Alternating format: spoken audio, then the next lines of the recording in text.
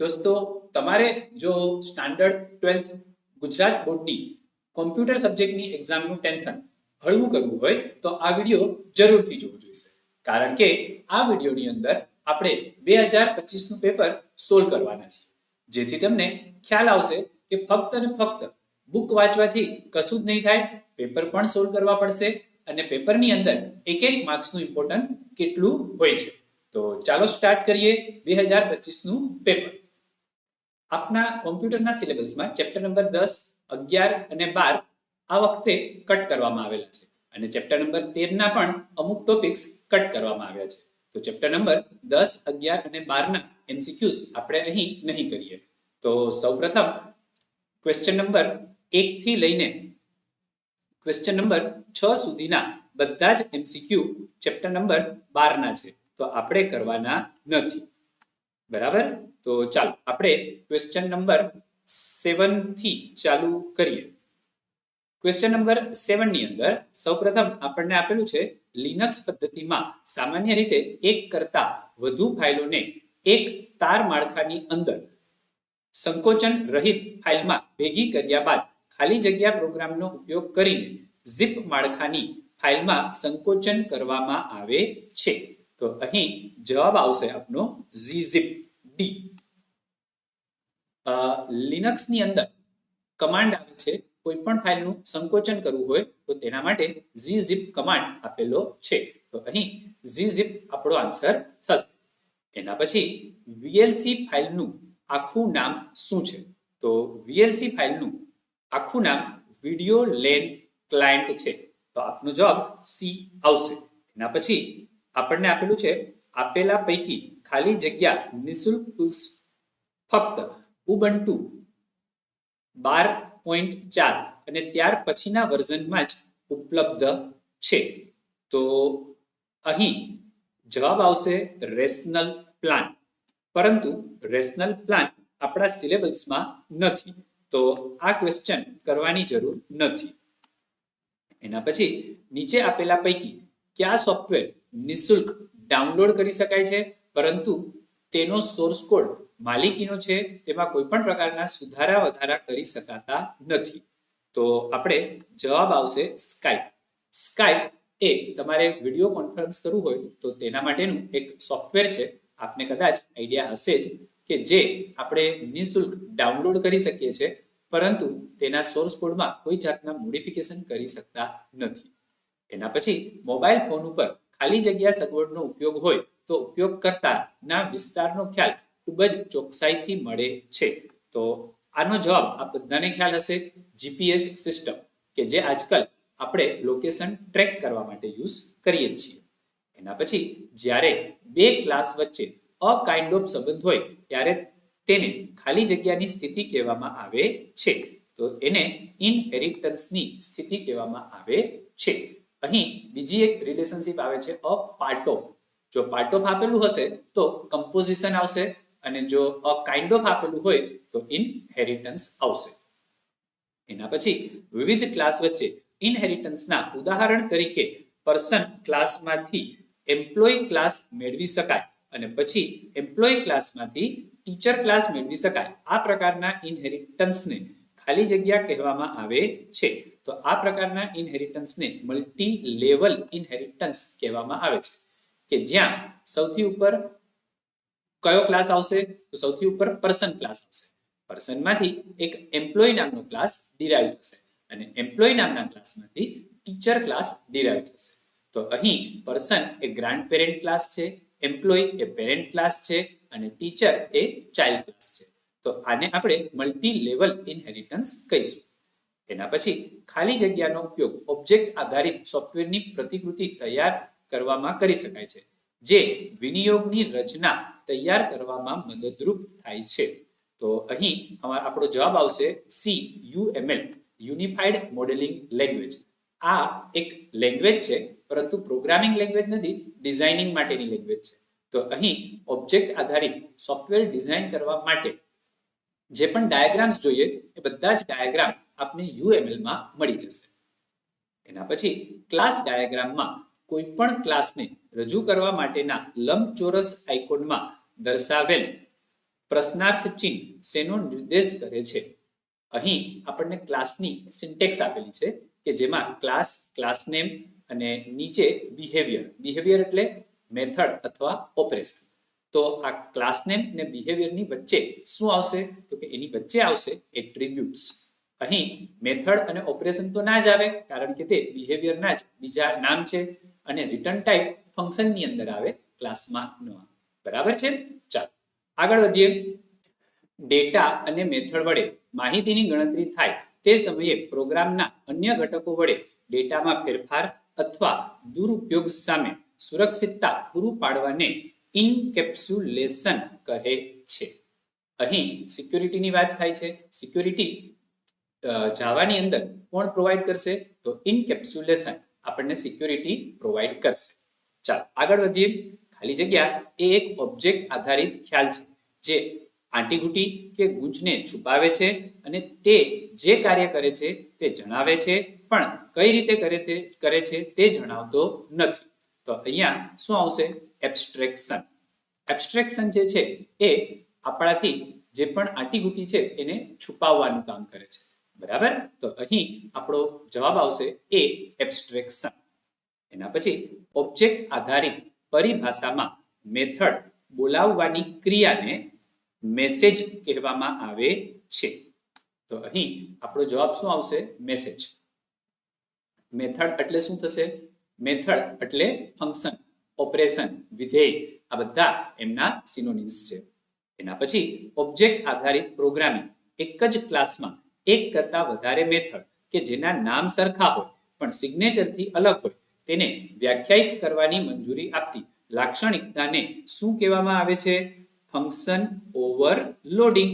કે જ્યાં ફંક્શનનું નામ એક જ હોય છે પરંતુ તેની આર્ગ્યુમેન્ટ્સ જે છે એ અલગ અલગ હોય છે. હવે આર્ગ્યુમેન્ટ્સ એટલે શું? તો આપણે એક એક્ઝામ્પલ લઈ અને સમજી લઈએ. હું અહીં નોટપેડ ચાલુ કરું છું જેની અંદર મેં એક સમ નામનું ફંક્શન બનાવેલું છે જેની અંદર ઇન્ટીજર a, ઇન્ટીજર b આ જે બ્રેકેટમાં લખીએ છીએ તેને આપણે આર્ગ્યુમેન્ટ કહીએ છીએ. અને હવે હું અહીંયા એક બીજું સમ નામનું ફંક્શન બનાવું છું જેની અંદર integer a, integer b, integer c. તો આવી ત્રણ આર્ગ્યુમેન્ટ્સ આપણે અહીંયા લીધેલી છે. તો ઉપરનામાં 2 આર્ગ્યુમેન્ટ છે, નીચેનામાં 3 આર્ગ્યુમેન્ટ છે, પરંતુ ફંક્શનનું નામ કોમન છે, સમ. તો આને આપણે શું કહેશું? Function overloading. ચાલો આગળ વધીએ. કમ્પોઝર ઇન્ટરફેસમાં દર્શાવેલ સાઇટ મેનેજરના વિભાગને બંધ કરવા માટેની સર્કિટ કી કઈ છે? તો અહીં આપણે મેનેજર વિભાગને બંધ કરવો છે, સાઇટ મેનેજર વિભાગને. તો એના માટેની શોર્ટકટ કી કઈ આવશે? F5, F9, F3 અને F10 આપણને આપેલું છે. તો અહીં આપણો આન્સર આવશે બી, F9. એના પછી કમ્પોઝર ઇન્ટરફેસમાં ખાલી જગ્યાની ડાબી બાજુ ડિઝાઇન, સ્પ્લિટ અને સોર્સ વિભાગો દર્શાવવામાં આવ્યા છે. તો અહીં આપણો જવાબ આવશે પેજ પેન એટલે કે ડી. હવે આ બધા વસ્તુ માટે આપણે કમ્પોઝરનું સ્ટ્રક્ચર ખબર હોવી જરૂરી છે. કમ્પોઝરમાં જ્યારે HTML ફોર્મ સબમિટ કરવામાં આવે ત્યારે તેની વિગતો કયા સ્થાને મોકલવી છે તે સ્પષ્ટ કરવા માટે ખાલી જગ્યા લાક્ષણિકતાનો ઉપયોગ કરવામાં આવે છે. લાક્ષણિકતા એટલે અહીં શું થશે? એટ્રીબ્યુટ. તો અહીં ફોર્મ ટેગનો એક એટ્રીબ્યુટ છે એક્શન, કે જે આપણને સબમિટ બટન ક્લિક કરતી વખતે કયા પેજ ઉપર રીડાયરેક્ટ કરવું છે તે જણાવે છે. તો અહીં આપણો જવાબ શું આવશે? એ, એક્શન. એના પછી 23મા નંબરમાં HTML ફોર્મમાં રેડિયો બટન, ટેક્સ્ટ બોક્સ અને ચેકબોક્સ જેવા વિવિધ ફિલ્ડ ઉમેરવા માટે કોનો ઉપયોગ કરવામાં આવે છે? તો અહીં આપણો જવાબ આવશે ડી, ઇનપુટ એલિમેન્ટ. આપણે ફોર્મ ટેગની અંદર એક ઇનપુટ નામનો ટેગ લઈએ છીએ અને ઇનપુટ ટેગમાં આપણે એક એટ્રીબ્યુટ લઈએ છીએ ઇનપુટ ટાઈપ. તો ટાઈપની અલગ અલગ વેલ્યુઝ આપણે લઈએ છીએ. Button, input type equal to text, input type equal to checkbox. તો અહીં આપણો જવાબ શું આવશે? Input element. એના પછી HTML ના ફોર્મમાં નીચે દર્શાવેલ ઉદાહરણમાં ક્વેશ્ચન માર્ક અને ડબલ ક્વેશ્ચન માર્કમાં કયા ઘટકો લખાય છે તે જણાવો. Option value equal to Surat, અને અહીં આપણને ઉપર આપેલું છે option value equal to Rajkot. તો અહીં આપણો જવાબ આવશે સિલેક્ટ ટેગ. સિલેક્ટ ટેગની અંદર આપણે ઓપ્શન ટેગ લઈએ છીએ. સિલેક્ટ ટેગ આપણે ફોર્મની અંદર ડ્રોપ ડાઉન મેનુ બનાવવા માટે યુઝ કરીએ છીએ. તો સિંગલ ક્વેશ્ચન માર્ક છે ત્યાં સિલેક્ટ ટેગ સ્ટાર્ટ કરવામાં આવશે અને ડબલ ક્વેશ્ચન માર્ક છે ત્યાં સિલેક્ટ ટેગને કમ્પ્લીટ કરવામાં આવશે અને ઓપ્શન ટેગ જે છે એ સિલેક્ટ ટેગની અંદર લખવામાં આવશે. એના પછી ટેક્સ્ટ એરિયા પ્રોપર્ટીઝમાં ડાયલોગ બોક્સમાં નીચે મુજબ આપેલી કિંમતો શું દર્શાવે છે? એડ્રેસ, પછી 5 અને એના પછી 70 આપેલું છે. તો અહીં એડ્રેસ જે છે એ ફિલ્ડનું નામ દર્શાવે છે. એના પછી 5 અને 70 આપેલું છે કે જે અહીં આપણને રો અને કોલમ આઈડેન્ટિફાઈ કરે છે. તો આપણો જવાબ અહીં શું આવશે? ડી, ફિલ્ડ નેમ, રો અને કોલમ. એના પછી ફોર્મની વિગતો મોકલતી વખતે HTTP પદ્ધતિ સ્પષ્ટ કરવા માટે નીચેનામાંથી ફોર્મની કઈ લાક્ષણિકતાનો ઉપયોગ કરવામાં આવે છે? તો અહીંયા સબમિટ આપેલું છે, એક્શન આપેલું છે, મેથડ અને ઇનપુટ આપેલું છે. તો અહીં આપણો જવાબ આવશે સી, મેથડ. હવે બે પ્રકારની મેથડ હોય છે, એક ગેટ મેથડ હોય છે અને બીજી પોસ્ટ મેથડ હોય છે. બરાબર? તો અહીં આપણે બલ્કમાં જ્યારે ડેટા ટ્રાન્સફર કરવો હશે ત્યારે આપણે પોસ્ટ મેથડનો યુઝ કરશું. તો અહીં આપણો જવાબ આવશે મેથડ. એના પછી કમ્પોઝરમાં બનાવેલા ફોર્મનો બેકગ્રાઉન્ડ રંગ બદલવા માટેનો વિકલ્પ પેજ કલર અને બેકગ્રાઉન્ડ કયા મેનુ વિકલ્પમાં આવે છે? તો આપણો જવાબ આવશે ફોર્મેટ. તો કમ્પોઝરની અંદર ફોર્મેટમાં આપને બેકગ્રાઉન્ડનો ઓપ્શન મળી જશે, પેજ કલર એન્ડ બેકગ્રાઉન્ડ. એના પછી જાવામાં ફાઇલ વ્યવસ્થાપનમાં રેકોર્ડના ફિલ્ડની વચ્ચે નીચેનામાંથી ક્યુ ચિહ્ન બે ફિલ્ડને જુદા પાડવા ઉપયોગમાં લેવામાં આવે છે? તો અહીં પથ આપેલું છે, ડેલિમીટર, ચલ અને ખાલી જગ્યા. તો અહીં આપણો જવાબ આવશે ડેલિમીટર. પણ એકચ્યુઅલમાં આ જે ક્વેશ્ચન છે એ 11મા નંબરના ચેપ્ટરનો છે, તો આપણે કરવાનો નથી. તો આ આપણા સિલેબસમાં નથી. એના પછી 29 નંબર, 30 નંબર અને 31 નંબર પણ આપણા સિલેબસમાં નથી. તો આપણે સીધા આગળ વધી જઈએ છીએ. એના પછી 32, 33 પણ આપણા સિલેબસમાં નથી. બરાબર છે? તો આપણે સીધા હવે 34 નંબરના ક્વેશ્ચનનું ડિસ્કશન કરીએ કે જે ચેપ્ટર નંબર 3 નું છે. W3C નું પૂરું નામ શું છે? તો W3C નું પૂરું નામ છે વર્લ્ડ વાઇડ વેબ કોન્સ્ટિટ્યુરિયમ. તો આપણો જવાબ અહીં શું આવશે? સી. એના પછી બ્રાઉઝરના એડ્રેસ બારમાં URL ઉમેરવામાં આવે ત્યારે ખોલવામાં આવતા પ્રથમ પાનાને હોમ પેજ કહે છે. હવે આપને ખ્યાલ હશે કે કોઈ પણ વેબસાઇટમાં જે પ્રથમ પેજ આવે છે તેને આપણે હોમ પેજ કહીએ છીએ. એના પછી કમ્પોઝરના ટેબલ પ્રોપર્ટીઝ ડાયલોગ બોક્સમાં ટેબલ વિભાગનો કયો વિકલ્પ રો અને કોલમની સંખ્યા તથા કોષ્ટકની ઊંચાઈ અને પહોળાઈ દર્શાવે છે? તો આપણો અહીં જવાબ આવશે સાઇઝ. સાઇઝ જે છે એ અહીં ઊંચાઈ અને પહોળાઈ દર્શાવે છે. એના પછી કમ્પોઝરમાં બનાવેલા કોષ્ટક એટલે કે ટેબલમાં ચિત્ર ઉમેરવા માટે કયો વિકલ્પ પસંદ કરવો પડે છે? તો આપણો જવાબ આવશે ઇન્સર્ટ મેનુની અંદર ઇમેજ ઉપર આપણે ક્લિક કરવાનું હોય છે. એના પછી વેબસાઇટમાં વ્યાખ્યાયિત વિધેય કૂકી પાસેથી વિગતો લઈને તેને ખાલી જગ્યા વિધેય દ્વારા અંકમાં ફેરવી આપે છે. તો અંકમાં ફેરવવાનું કામ પાર્સ ફ્લોટનું છે. આ પાર્સ ફ્લોટ એક ઇનબિલ્ટ મેથડ છે. એના પછી કમ્પોઝરમાં વેબસાઇટ પબ્લિશ કરવાનો વિકલ્પ કયા મેનુમાં આવેલો છે? તો કમ્પોઝરમાં વેબસાઇટ પબ્લિશ કરવાનો વિકલ્પ ફાઇલ મેનુમાં આવેલો છે. એના પછી રૂબી, પીએચપી, પાયથન અને અન્ય ઘણી ભાષાઓને સમર્થન આપતું એક સંપૂર્ણ વેબ વિકાસ માટેનું વાતાવરણ પૂરું પાડતું સક્ષમ આઈડીઈ નીચે પૈકી કયું છે? તો અહીં આપણો જવાબ આવશે અપ્ટાના સ્ટુડિયો. અપ્ટાના સ્ટુડિયો, બ્લુ ગ્રિફોન, અમાયા આ બધા જ એક કમ્પોઝર જેવા ટેક્સ્ટ એડિટર છે કે જેનો ઉપયોગ કરીને આપણે વેબસાઇટ અલગ અલગ પ્રોગ્રામિંગ લેંગ્વેજમાં બનાવી શકીએ છીએ. તો અહીં આપણો જવાબ આવશે અપ્ટાના સ્ટુડિયો.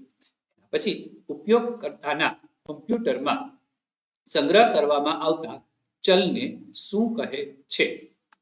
તો અહીં આપણો જવાબ આવશે સી, કૂકી.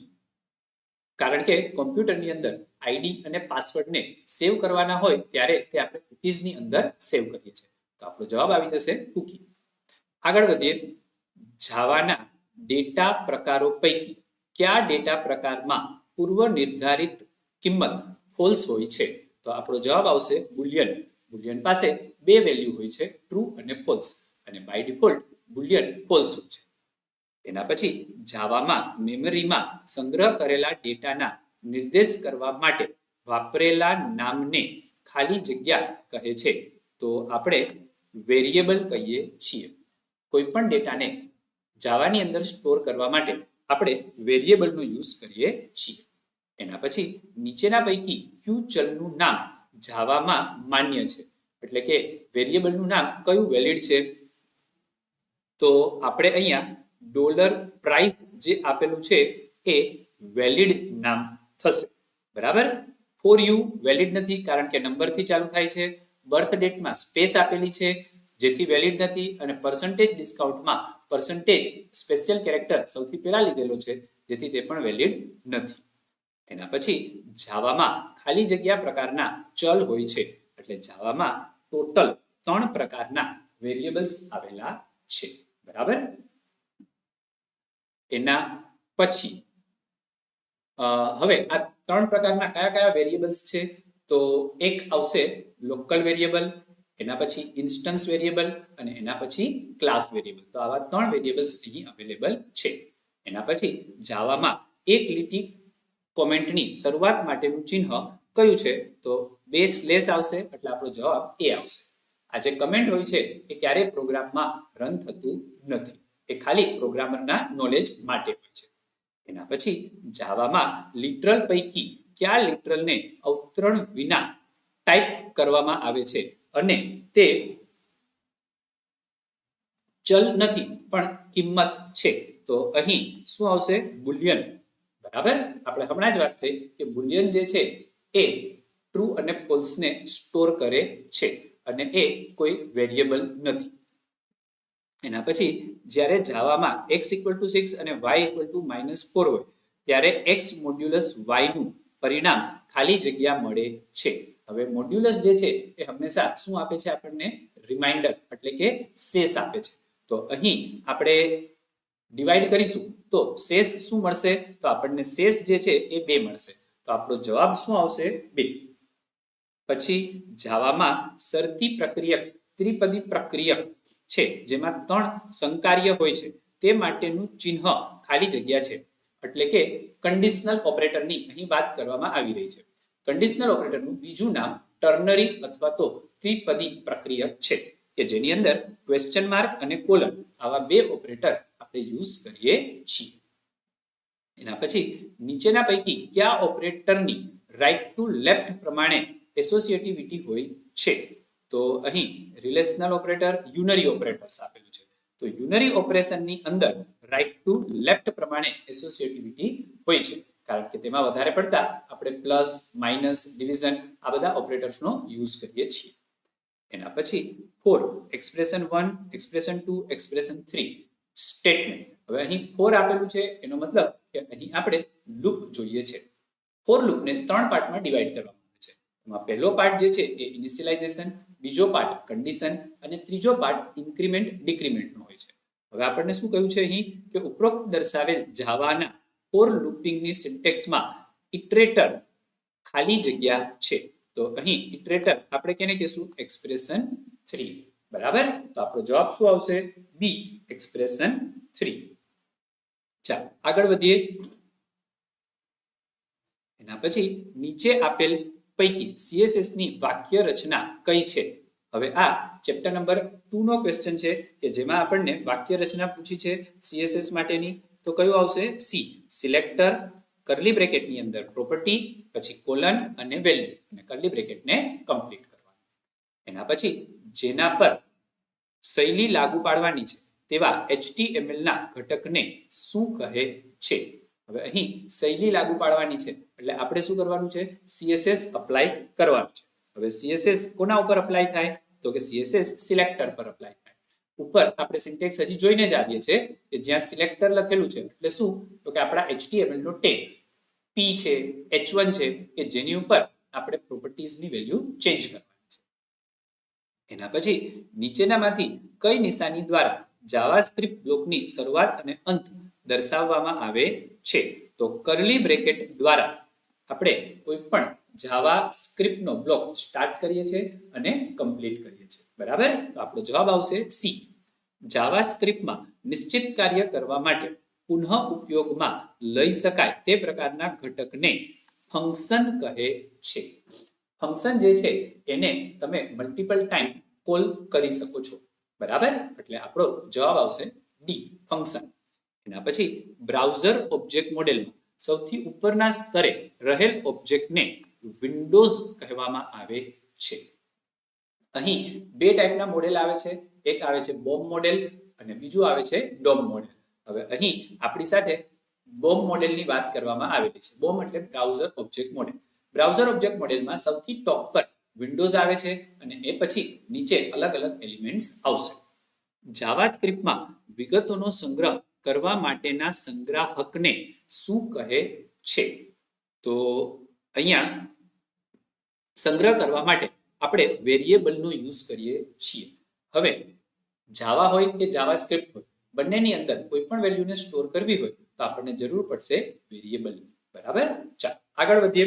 હવે આપણને અહીં ઇફ સ્ટેટમેન્ટ આપેલું છે. If x equal to null alert please enter your name.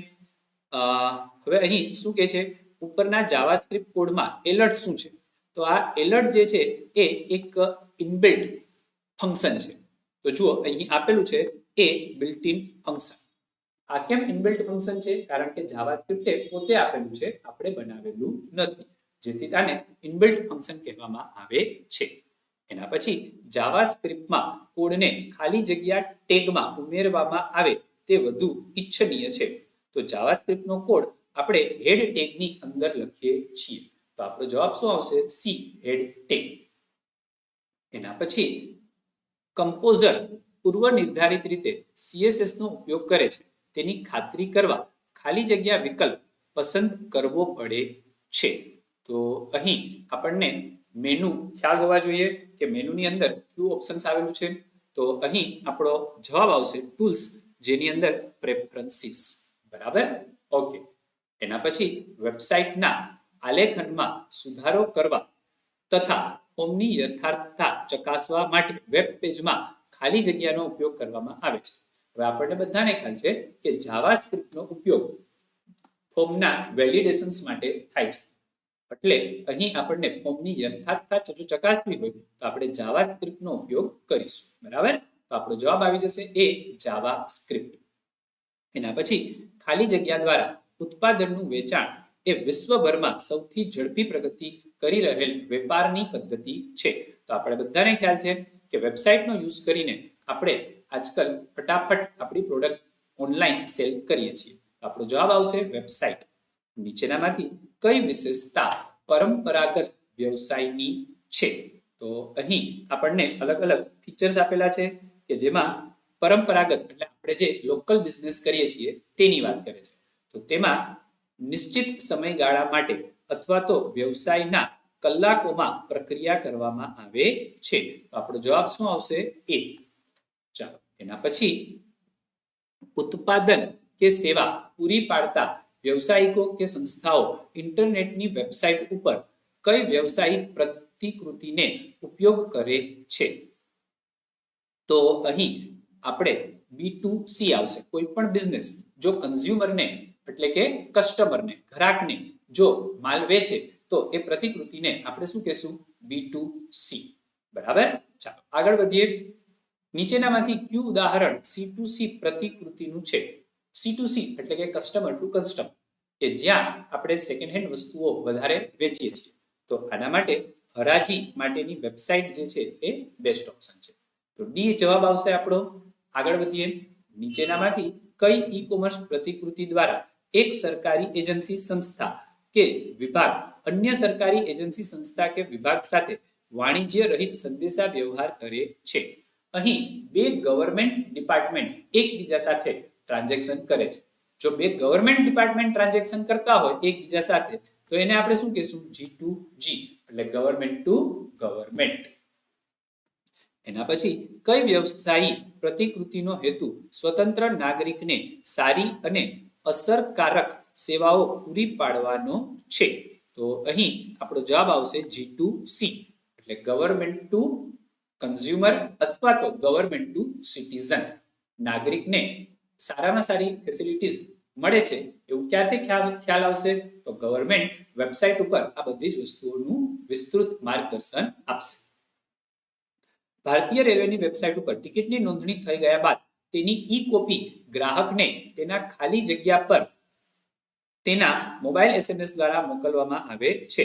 તો એક તો ઈમેલ થ્રુ મોકલવામાં આવે છે, એટલે બી જવાબ આવશે આપણો, અને બીજો આપણને SMS પણ કરવામાં આવે છે. બરાબર. આગળ વધીએ. નીચે આપેલ પૈકી પાઠ્યપુસ્તકમાં દર્શાવેલ કઈ એમ કોમર્સની મર્યાદા છે? હવે સૌપ્રથમ એમ કોમર્સ એટલે કે મોબાઈલ કોમર્સ. તો હવે અહીં મોબાઈલ કોમર્સની મર્યાદા શું છે? તો તે મર્યાદિત બેન્ડવિડ્થ ધરાવે છે, એટલે કે એની સ્પીડ જે છે એ લિમિટેડ હોય છે. એના પછી GPS સિગ્નલ દ્વારા ઉત્પન્ન કરેલા છેદ બિંદુનો ઉપયોગ કરવાથી તે ખાલી જગ્યા મીટરના ઘેરાવામાં ઉપકરણનું સ્થાન નક્કી કરે છે. તો અહીં આપણો જવાબ શું આવશે? 500 મીટરના ઘેરાવાનો. બરાબર. તો ડી 500 મીટર. આગળ વધીએ. ઇન્ટરનેટ પરના વેબ વ્યવહારનો સુરક્ષા માટેના SSL પ્રોટોકોલની રચના કોના દ્વારા કરવામાં આવી છે? તો SSL પ્રોટોકોલ નેટસ્કેપ કંપનીએ બનાવેલો છે. તો જવાબમાં નેટસ્કેપ આવશે. બેંકને સંબંધિત ATM નું પૂરું નામ શું છે? હવે આપણે બધાએ ATM મશીન યુઝ કરેલું જ હશે પૈસા વિથડ્રો કરવા માટે, તો એનું ફૂલ ફોર્મ અહીં પૂછવામાં આવેલું છે. તો ડી આવશે, ઓટોમેટિક ટેલર મશીન. એના પછી ઇલેક્ટ્રોનિક વ્યવહારમાં ખાલી જગ્યાની મદદથી વ્યવસાયિક સંસ્થાઓને ખાતરી કરાવી શકાય છે કે આપણી પાસેથી તેમણે મેળવેલી માહિતી અધિકૃત છે. તો એનો જવાબ આવશે ડિજિટલ સર્ટિફિકેટ. જો ડિજિટલ સર્ટિફિકેટ આપણે બતાવીએ તો સામેવાળા વ્યક્તિને ખ્યાલ આવી જશે કે આ બધી જ માહિતી પ્રોપર છે, કારણ કે ડિજિટલ સર્ટિફિકેટ જે છે એ સર્ટિફિકેશન ઓથોરિટી પ્રોવાઈડ કરે છે. એના પછી નીચેનામાંથી કયા જોખમ દ્વારા ઓનલાઈન માધ્યમનો ઉપયોગ કરીને કોઈની ઉશ્કેરણી કરવામાં આવે છે અથવા તો તેને ઈજા પહોંચાડવામાં આવે છે? તો અહીં સાયબર બુલિંગ જે છે એ આપણો જવાબ આવશે, કે તેના દ્વારા આપણે ઉશ્કેરણી કરીએ છીએ અથવા તો કોઈને ઈજા પહોંચાડીએ છીએ. નીચેનામાંથી એટ્રીબ્યુટ અને મેથડને કોણ વ્યાખ્યાયિત કરે છે? તો આપણને ક્લાસ જવાબ આવશે, કે જેની અંદર આપણે એટ્રીબ્યુટને પણ ડિક્લેર કરીએ છીએ અથવા તો વ્યાખ્યાયિત કરીએ છીએ, અને મેથડને પણ ડિક્લેર અથવા વ્યાખ્યાયિત કરવામાં આવે છે. આગળ વધીએ. નીચેનામાંથી કયો પ્રક્રિયક ઓબ્જેક્ટ બનાવે છે અને તેનો રેફરન્સ પરત કરે છે? તો અહીં ઓબ્જેક્ટ બનાવવા માટે મેમરી અલોકેટ કરવા માટે આવે છે, અને મેમરી અલોકેટ કરવાનું કામ ન્યૂ ઓપરેટર કરે છે. આગળ વધીએ. નીચેનામાંથી કયો ચાવીરૂપ શબ્દ સબ ક્લાસ કન્સ્ટ્રક્ટરમાં સુપર ક્લાસ કન્સ્ટ્રક્ટરનો ઉલ્લેખ કરે છે? તો અહીં સુપર કીવર્ડ આવશે. આપણો જવાબ ડી સુપર કીવર્ડ આવશે, કે જેની અંદર તે સબ ક્લાસના કન્સ્ટ્રક્ટર પરથી પેરેન્ટ ક્લાસના કન્સ્ટ્રક્ટરને કોલ કરે છે. આગળ વધીએ. નીચેનામાંથી જાવામાં ઇન્સ્ટન્સ મેથડ ઇન્વોક કરવા માટે શું વપરાય છે? તો ઇન્સ્ટન્સ મેથડને ઇન્વોક કરવા માટે આપણે ઓબ્જેક્ટનું નામ અને કોલન આપેલું છે, ઓબ્જેક્ટનું નામ અને ડોટ અને મેથડનું નામ. હા, તો આપણો જવાબ બી આવશે. એના પછી કોઈ પણ અહીં ઓબ્જેક્ટનું નામ અને ડોટ ઓપરેટર લખવામાં આવે છે અને એના પછી મેથડનું નામ લખવામાં આવે છે, જેથી આપણે કોઈ પણ મેથડને કોલ કરી શકીશું. બરાબર. ચાલો આગળ વધીએ. નીચેનામાંથી કયો ચાવીરૂપ શબ્દ ક્લાસ વેરિયેબલ અને ક્લાસ મેથડને ઘોષિત કરવા માટે વપરાય છે? તો અહીં સ્ટેટિક કીવર્ડ આવશે કે જે ક્લાસ વેરિયેબલ અને ક્લાસ મેથડને ડિક્લેર કરવા માટે વાપરીએ છીએ. જાવામાં બનાવેલા ક્લાસના ખાલી જગ્યા ઘટકને મેથડથી વ્યાખ્યાયિત કરવામાં આવે છે. તો અહીં બિહેવિયર જવાબ આવશે આપણો. આપણે આગળ પણ વાત થઈ ગઈ છે કે બિહેવિયરને મેથડ અથવા ઓપરેશન કહેવામાં આવે છે. તો જાવામાં બનાવેલા ક્લાસના બિહેવિયર ઘટકને મેથડથી ડિફાઇન એટલે કે વ્યાખ્યાયિત કરવામાં આવે છે. બરાબર. એટલે કે એનું કામ શું છે એ ડિફાઇન કરવામાં આવશે. એના પછી ક્લાસમાં ઘોષિત કરેલા ચલનું વર્ગીકરણ કેટલા પ્રકારમાં કરવામાં આવ્યું છે? તો વેરિયેબલને આપણે કેટલા ટાઈપમાં ડિવાઈડ કરીએ છીએ? આપણે આગળ જોઈને જ આપેલા છે, 3 પાર્ટમાં ડિવાઈડ કરીએ છીએ. તો આપણો જવાબ સી આવશે. જાવામાં ખાલી જગ્યા એ એક વિશિષ્ટ પ્રકારની મેથડ છે જે નવા ઓબ્જેક્ટ નિર્મિત કરતા સમયે ઇન્વોક કરવામાં આવે છે. હવે સ્પેશિયલ પ્રકારની મેથડ કોણ છે? કન્સ્ટ્રક્ટર, કે જેમાં ક્લાસનું નામ અને મેથડનું નામ સેમ હોય છે. બરાબર. અને એનો ઉપયોગ ઓબ્જેક્ટને ઇનિશિયલાઇઝ કરવા માટે થાય છે. તો જવાબ આવશે એ, કન્સ્ટ્રક્ટર. આગળ વધીએ. સુરક્ષા કે પ્રોટેક્શનના 4 પી પૈકીના કયા પી માટે જ્યારે કોઈ પણ મોડિફાયર વપરાયેલો ન હોય ત્યારે તે પૂર્વ નિર્ધારિત પ્રકારની વિઝિબિલિટી ધરાવે છે? તો અહીં આપણો જવાબ આવશે પેકેજ. બાય ડિફોલ્ટ પેકેજ હોય છે અને પેકેજ જે છે એની અંદર તમે કોઈ પણ ડેટાને એક્સેસ કરી શકો છો.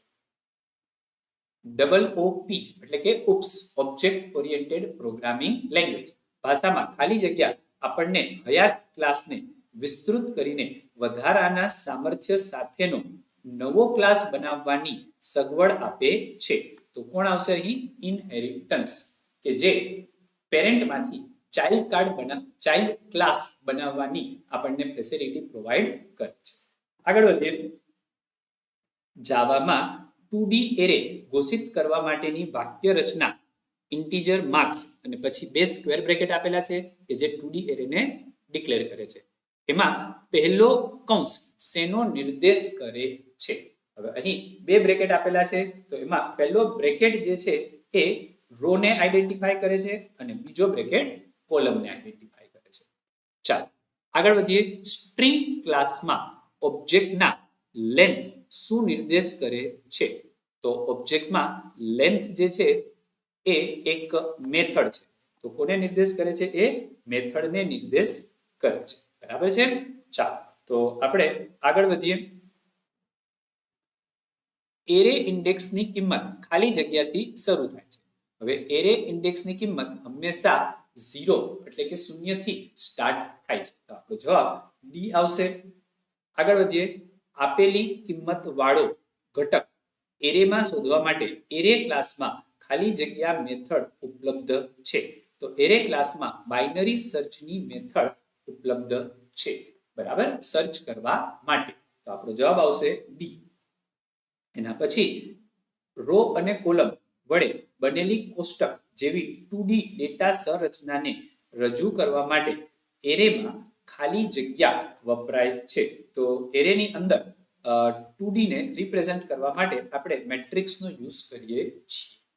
એના પછી ઇન્ટીજર માર્ક્સ ઇક્વલ ટુ, હવે આપણને વેલ્યુ આપેલી છે 90, 80, 70, 65 અને 60 માં એરે ચલ માર્ક્સની ઇન્ડેક્સ કિંમતો કેટલી છે? તો અહીં 0 થી 4 એ ઇન્ડેક્સ કિંમતો છે.